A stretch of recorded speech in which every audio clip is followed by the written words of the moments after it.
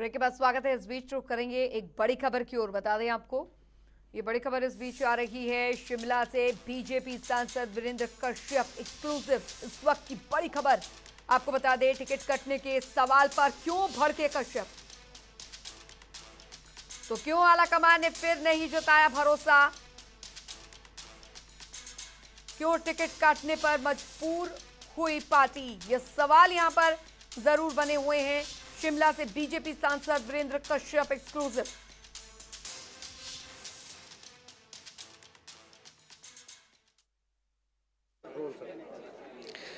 लोकसभा चुनावों पर जिस तरह से भाजपा जो है पूरी रणनीति बना चुकी है, ऐसे में कई जो काम है वर्तमान सांसद जो हैं वो काम बता रहे हैं कि कई उपलब्धियां उनके नाम हैं। ऐसे में टिकट भी कट चुका है। आज आपको हम एक ऐसे शख्स से मिलवाते हैं जो कि वर्तमान में सांसद हैं शिमला संसदीय सीट से। नाम है वीरेंद्र कश्यप। कश्यप साहब, स्वागत है आपका जनता टीवी। धन्यवाद बहुत बहुत। क्या देखते हैं आप अपने कार्यकाल को, क्योंकि 2 बार आप सांसद रहे हैं, 10 साल का एक बहुत बड़ा जो है वो समय रहता है। कितने काम जो हैं वो आपके हुए हैं और क्या जनता को मिला है? देखो, मैं सबसे पहले तो अपनी केंद्रीय नेतृत्व को और प्रदेश के नेतृत्व का आभार व्यक्त करता हूं कि जिन्होंने 10 साल तक लगातार मुझे जो हिंदुस्तान की, हमारे देश की सबसे बड़ी पंचायत है उसका संसद सदस्य बनाकर जो है वो मुझे जिम्मा सौंपा। आज ये निस्संदेह 10 वर्ष के बाद आज जिम्मेवारी थोड़ी बदली है और उस बदलाव में आज पार्टी ने श्री सुरेश कश्यप जी, जो हमारे 2 बार के पछात से विधायक है, उनको ये जिम्मेवारी दी है। हाँ, ये बात ठीक है कि इन 10 वर्षों में हमने प्रयास किए हैं और अपने हिमाचल प्रदेश की आवाज़ और पहाड़ी क्षेत्र की आवाज़ को हमने वहाँ पर रखने का प्रयास भी किया, उसमें सफल भी हुए हैं काफ़ी। और कुछ मुद्दे और भी हैं जिन मुद्दों के आधार पर मैं कह सकता हूँ कि उन मुद्दों को आज थोड़ा आने वाले समय में जो हमारे सांसद बनेंगे श्री सुरेश कश्यप जी उसको पूरा करेंगे। जैसे आपने कहा, हाटी का मुद्दा है एक बहुत ज्वलंत मुद्दा, जिसके लिए मेरी जो है वो पर्सनल अटैचमेंट रही है शुरू से लेकर 2009 से लेकर, और उसको हमने आज एंड पॉइंट तक ले गए हैं।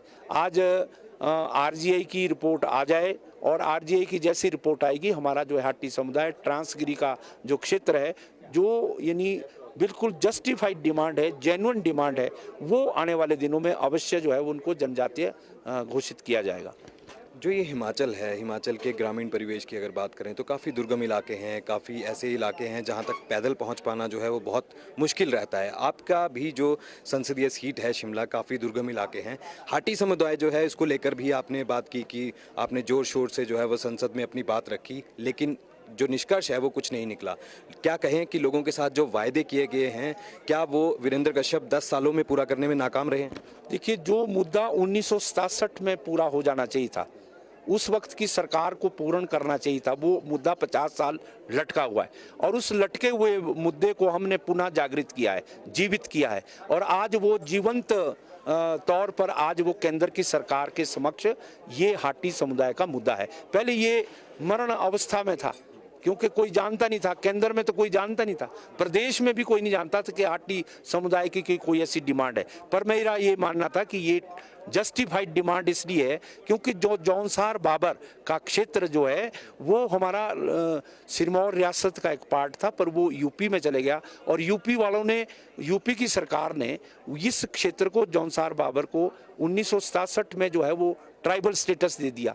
पर ये हमारे हाटी समुदाय के लोग जो हैं आज जो है उसकी लड़ाई लड़ रहे हैं। उसमें हमने प्रयास किया है, सांसद होने के नाते जो मेरी जिम्मेवारी थी वो हमने पार्लियामेंट में उठाने का प्रयास किया जहां ये कानून बनेगा, क्योंकि मेरी जिम्मेवारी थी। वहां पर आज तक जितने भी यहाँ के सांसद गए हैं 1967 से लेकर और अभी तक 2009 तक, किसी ने इस बात को ठीक तरह से वहां पर उठाया नहीं और यही कारण है कि आज असमंजस में हैं, चाहे वो आरजीआई असमंजस में हो, चाहे केंद्र की सरकार का, तो हमने अब काफ़ी जो है वो इसको अपने फेवर में करने का प्रयास किया है। आने वाले दिनों में डेफिनेटली मेरा ये मानना है कि ये मुद्दा जो है काफ़ी फाइनल स्टेज पर है और अब थोड़ा सा प्रयास किया जाएगा तो ये हाटियों को जो है, मेरे हाटी भाइयों को जो है ये ट्राइबल स्टेटस मिल जाएगा। आपने कहा उपलब्धियां जो हैं वो कई बड़ी गिना दी हैं आपने ये भी कहा कि 25 करोड़ रुपए जो है वो सांसद निधि से दिया, प्लस जो ब्याज है 20 लाख रुपए वो भी अतिरिक्त दिया। ये तो अब आप ही जाने या जनता तय करेगी कि कितना विकास हुआ है,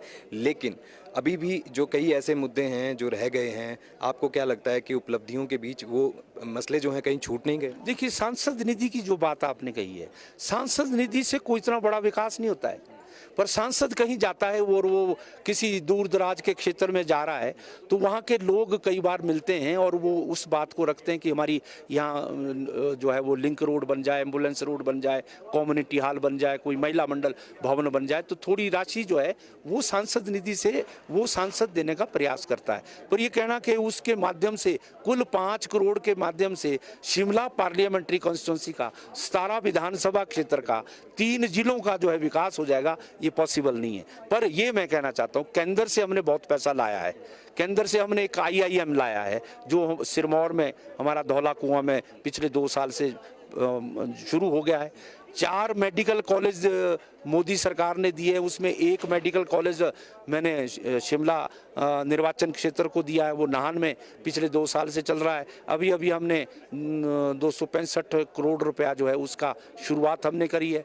एक ESI का जो हॉस्पिटल है, 100 बेडेड हॉस्पिटल का, अभी 1 महीना पहले ही हमने उसका जो है वहाँ पर शिलान्यास किया है।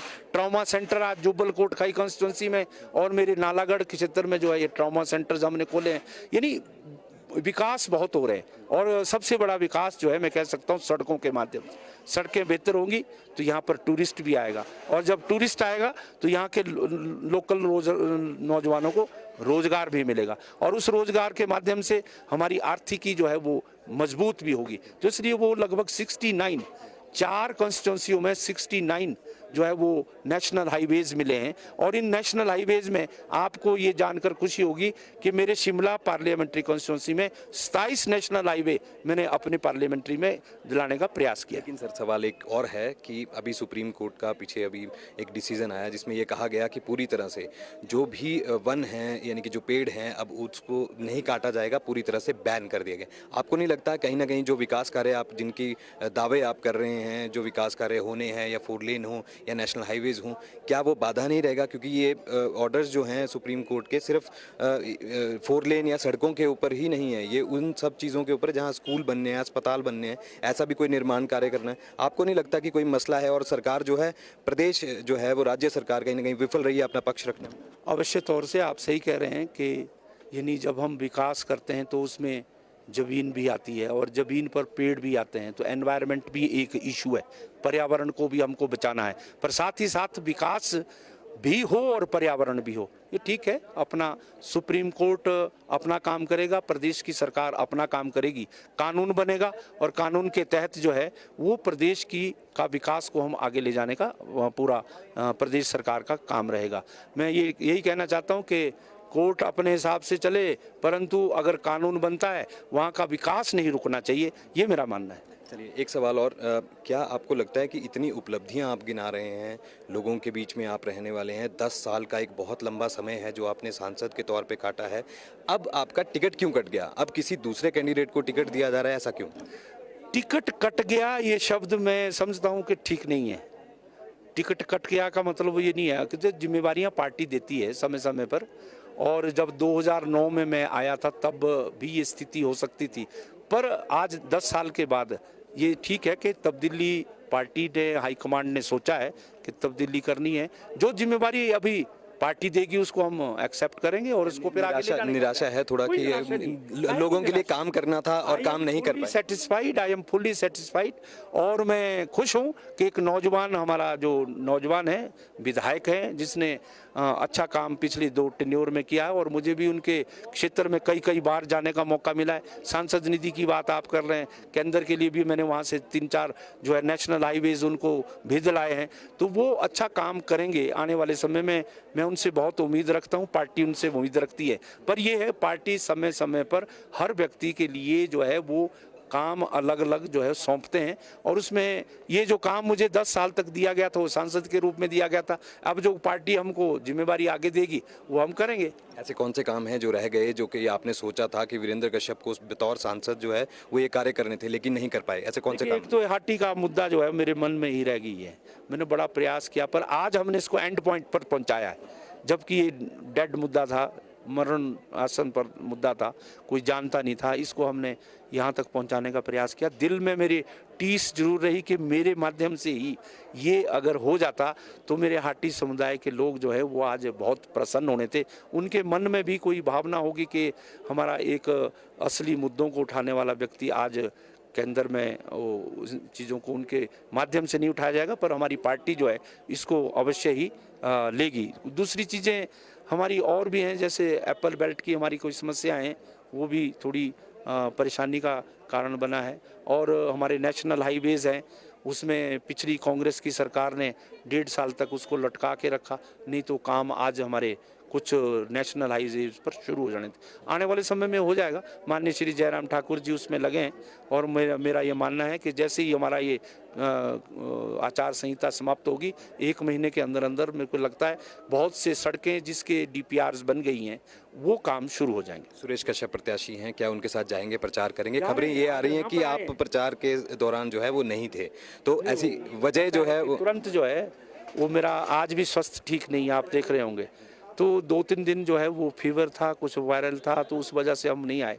अब आज से हम लगातार सुरेश कश्यप जी के साथ खड़े हैं, और जहाँ जहाँ भी पार्टी जिम्मेवारी लगाएगी, जिस काम के लिए भी लगाएगी, मेरा पूरा भरसक प्रयास रहेगा कि सुरेश कश्यप जी, हम 85,000 वोटों से जीते थे, ये 1 लाख से ऊपर के वोट जो है वो आज मोदी जी के लिए जो है वो लीड जो है 1-1.5 लाख की लीड कम से कम शिमला से। चलिए, इनसे बातचीत करने के लिए शुक्रिया। तो ये थे वीरेंद्र कश्यप जो कि वर्तमान सांसद हैं, इनका साफ तौर पर कहना है कहीं ना कहीं टीस भी है, और कुछ एक ऐसे काम भी हैं जो कि रह गए, जो कि बतौर सांसद जो है वो नहीं कर पाए, लेकिन बहुत सी उपलब्धियां भी हैं, और निश्चित रूप से इस बार भी तीसरी बार यानी कि अब भाजपा ही शिमला संसदीय सीट पर अपना कब्जा करेगी।